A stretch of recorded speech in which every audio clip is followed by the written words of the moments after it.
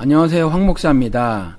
우리 민족이 안녕하세요라는 인사를 들을 때 그 밤새 평안하셨는지에 대해서 궁금하기도 하고 안녕하기를 바랬던 거잖아요.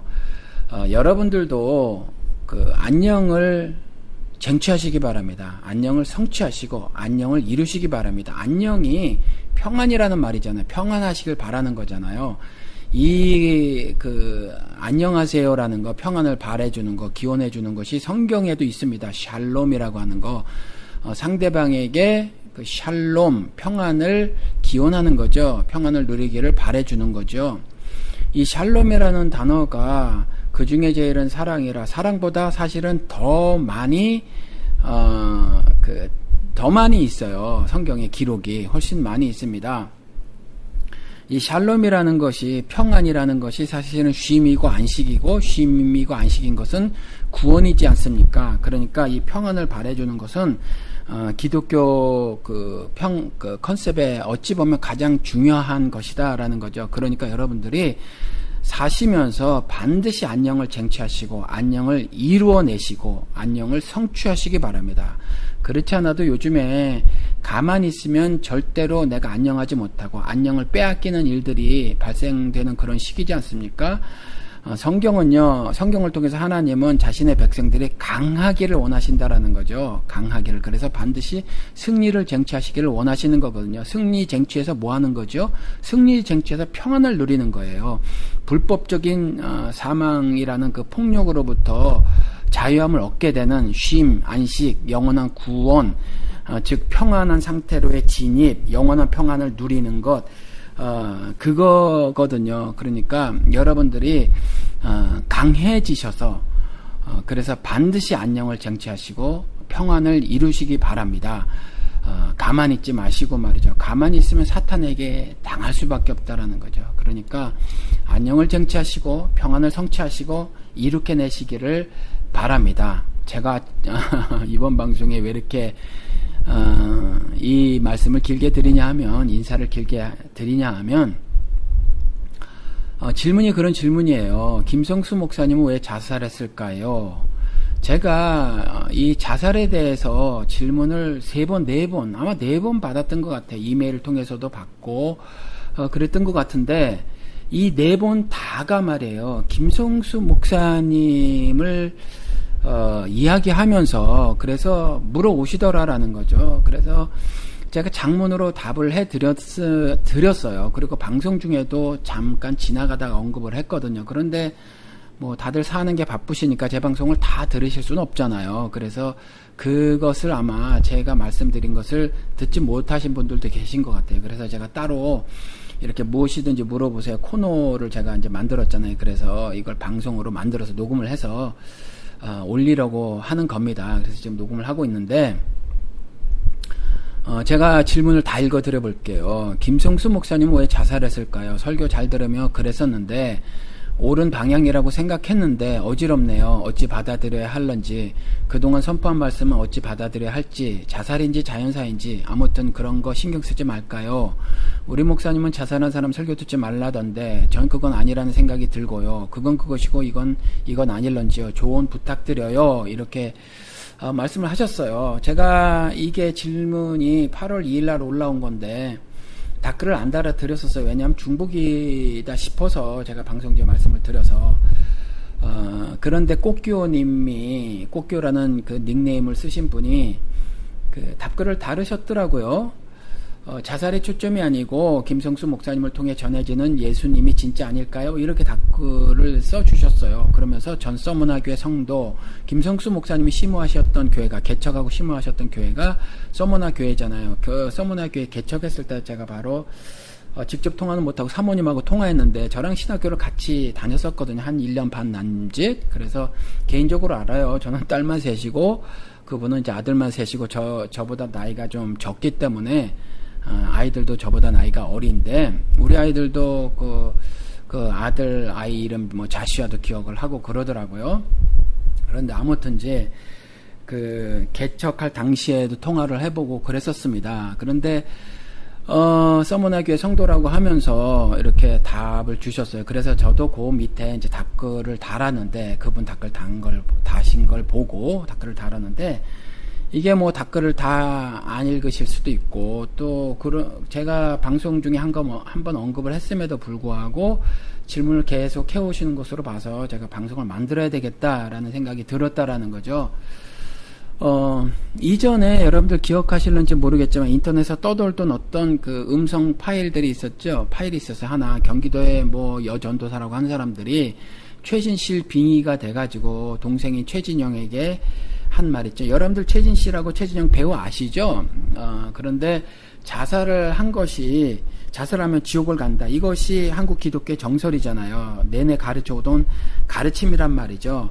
그런데 제가 이거 말씀을 분명히 드리지만, 아무리 정설이고 교회 내 정설이고 전통적으로 내려오던 가르침이라고 할지라도 성경에서 말하지 않으면 여러분들 그거 버리셔야 해요.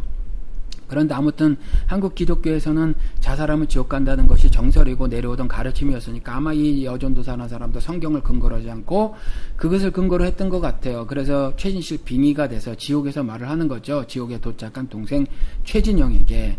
그래서 진영아 여기 왜 왔니? 쉰 목소리로 울며 불며 왜 왔니? 내가 그렇게 오지 말라고 했는데 왜 왔니? 하면서 막 한데 흉내도 못 내겠어요. 아무튼 그렇게 빙의가 돼서 말을 하는데, 여러분 빙의가 돼서 하는 거 이건 기독교가 아니에요. 이건 무당들이 하는 짓이잖아요. 여러분들 아시다시피. 그러니까 그 전도사는 말이 전도사지, 기독교 전도사지 무당이나 진배 없습니다. 그리고 또 어떤 분을 보니까 뭐 죽음의 영이 드리웠다 이렇게 말을 하시는 분도 봤어요. 김성수 목사에게 뭐 죽음의 영이 드리웠다 이렇게 말씀하시는 분도 봤는데, 히브리서 말씀에 가보면 한 번 죽는 것은 정한 이치입니다. 그렇죠? 그러니까 누구에게나 죽음의 영이 드리운 거지, 육신적 죽음.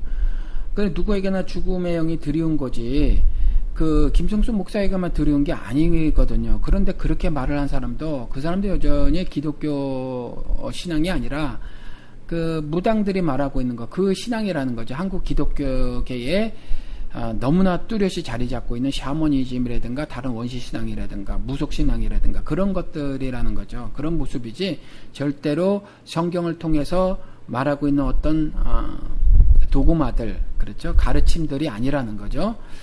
뭐 이렇게 말씀들을 하고 있고, 또 이 질문해 오신 분들처럼 우리 목사님은 자살한 사람 설교 듣지 말라 이렇게 말을 한다라는 거죠. 그리고 또 다른 분들도 저에게 질문을 해오신 분들이 그분들이 다니시는 출석하고 있는 교회 목사들이 그렇게 말을 했다라는 거죠. 그리고 또 구체적으로 자살한 사람은 지옥 간다 이렇게 말씀하신 목사님도 계신데, 그래서 목사님 좀 말씀 부탁드립니다. 정말 그런가요? 이렇게 질문을 해오셨다라는 거죠. 아닙니다. 답부터 말씀을 드리면 아니에요. 제가 물론 그 이메일을 통해서 답을 드리고, 또 그래서 여러분들하고 나누기 위해서 또 저희 교회 웹사이트에 들어오신 분들도 방송 청취자분들 가운데 계시니까 이미 이제 제가 써놓은 글을 읽으신 분도 계시지만, 제가 그 글을 중심으로 해서 다시 한번 말씀을 드리도록 하겠습니다. 일단 성경의 자살의 경우를 살펴볼게요. 우리 자살 그러면 제일 처음에 누가 떠오르죠? 유다가 있잖아요. 그렇죠? 유다가 있는데, 유다는 자신이 저지른 죄로 인해서 심각한 마음의 고통을 겪지 않습니까? 얼마나 심했냐 하면 스스로 목숨을 끊어버린단 말이죠. 우리 회개요, 요즘에 하는 회개 정말 유다의 반의 반도 하지 않습니다. 그런데 그렇게 회개하지 않는 사람들이, 유다는 너무나도 쉽게 자살을 했으므로 지옥에 갔다 이렇게 말을 하는 사람들이 있어요. 유다는요, 만약에 지옥에 갔다고 하면, 저는 이것에 대해서 좀 문을 열어놓고 해석을 좀 조심하는 편인데, 유다가 지옥 갔다고 하더라도 그는 그의 죄 때문에 그랬지 결코 자살 때문은 아니라는 거죠. 성경에 절대로 그렇게 기록을 하고 있지 않다라는 거예요. 그러니까 유다가 지옥 갔다라고 단정을 짓는다면 그건 결코 자살 때문은 아니다, 그렇게 기록을 하고 있지 않다, 성경에서는. 그렇고요. 또 사울도 그렇죠. 사울도 물론 부하의 손에 의해서 죽지만 죽여달라라는 거잖아요. 그렇죠. 뭐 부상을 입었어요. 심각한 부상을 입었는데 뭐 적에게 치욕적인 죽음을 당하는 것이 싫었는지 아니면 도무지 살아날 가능성이 없다고 판단을 했는지 아무튼지 부하에게 죽여달라고 하고요. 그래서 부하가 죽입니다. 죽이고요. 그 부하도 왕인 사울을 죽이고 나서 자신도 뒤따라 자살을 합니다. 그런데 이 기록에서 자살한 기록만 그렇게 쓰여져 있지, 자살했으니까 이들에게 어떤 지옥 판결을 내리는 기록이 뒤따라 있진 않다는 거죠. 이어서 그것들에 대해서 어떤 지옥 판결을 내리는 것이 언급이 되어 있지 않다라는 거죠. 그러니까 언급이 되어 있지 않는데 우리가 쉽게 자살을 했으니까 이들이 지옥 갔다, 이렇게 말할 수는 없다는 거죠. 또 사울과 비슷한 예가 아비멜렉인데, 아비멜렉은 전투 중에서 성에서 어떤 한 여자가 던진 맷돌에 맞아서 머리가 부서지죠. 그 중근동에 보니까 우리 맷돌하고 거의 비슷한 99% 같더라고요. 그런 맷돌들이 있더라고요. 맷돌들이 있는데 우리 거보다 좀 제가 그 인터넷에서 사진을 봤는데 좀 크더라고요. 그런데 그 맷돌에 맞아서 머리가 부서지는 거죠. 아마 살짝 스쳐 맞았던 것 같아요. 그렇지 않으면 즉사를 했을 텐데, 그런데 아무튼 이제 머리가 깨졌을 거고 뇌가 바깥으로 흘러나왔을 가능성이 있어요.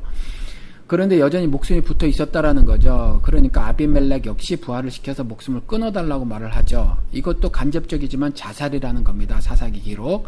근데 이것도 역시 자살을 했으므로 지옥에 갔다라는 판결을 하지 않고 있어요. 그냥 자살 기록만 있다라는 거죠. 그리고 또 다른 경우가 있는데 시므리 경우도 동일합니다.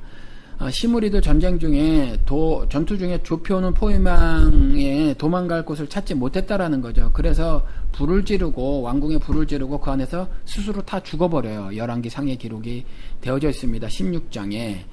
이것도 자살 기록만 있지 자살에 대해서 죄를 묻지 않아요. 그러니까 이와 같이 죄를 묻지 않는데 우리가 지옥 판결을 함부로 내리는 건 스스로 내가 하나님의 위치에 올라서는 굉장히 교만한 사실은 행위라는 거죠. 불신앙이죠. 교만한 거예요.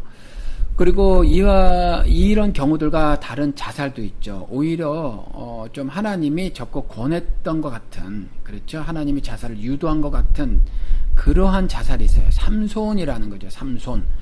삼손은요, 삼손 이야기를 다 아니까 이 말씀을 드리지 않고요. 다곤신을 경배하는 이방신들이 하나님을 섬기는 하나님 백성이 삼손을 먼저 삼손을 유혹하죠. 여인을 통해서. 그런데 그 치마두름은 남자들은 다 좋아하는지 말이죠. 삼손이 넘어간단 말이에요. 그런데 아무튼지 하나님을 멸시하는 이 이방신을 섬기는 이자들을 처단하기 위해서 하나님께 기도하고 능 주시옵소서, 힘 주시옵소서, 그러고 난 다음에 하나님께서 힘을 주시고, 그렇죠? 죄송합니다. 그래서,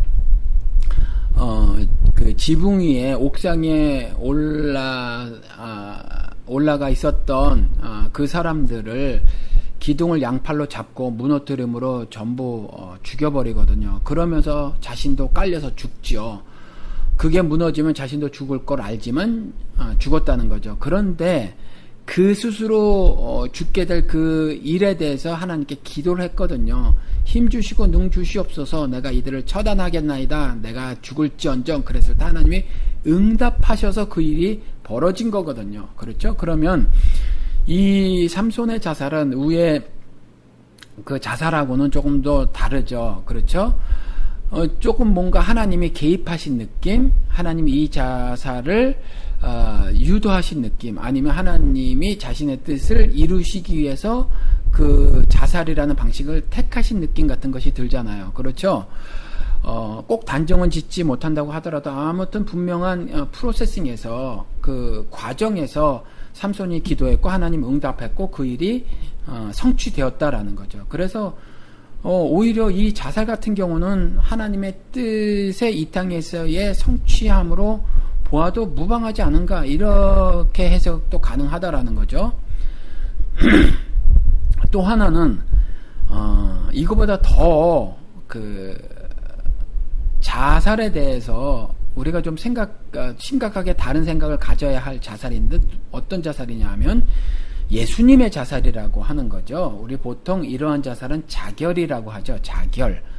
그렇죠? 근데 물론 예수님도 남의 손에 의해서 로마 병사들의 손에 의해서 죽임을 당하는 거지만 예루살렘에 내가 죽으러 갈 것이다 그랬을 때 베드로가 말리잖아요. 그럼에도 불구하고 그 베드로가 하늘 뜻을 이해하지 못한다는 이유로 이 독사의 새끼야라고 저주의 말씀을 하시고는 예루살렘에 올라가서 죽으신단 말이죠. 아예 죽으러 이 땅에 오셨거든요. 그러니까 이것도 스스로 자살하신 거란 말이에요. 예수 그리스도께서 이 땅에 오셔서 자살하신 거예요. 그러니까 우리가 이걸 좀 잘 알아야 합니다. 우리 김성수 목사는 자살한 것이 맞는 것 같아요.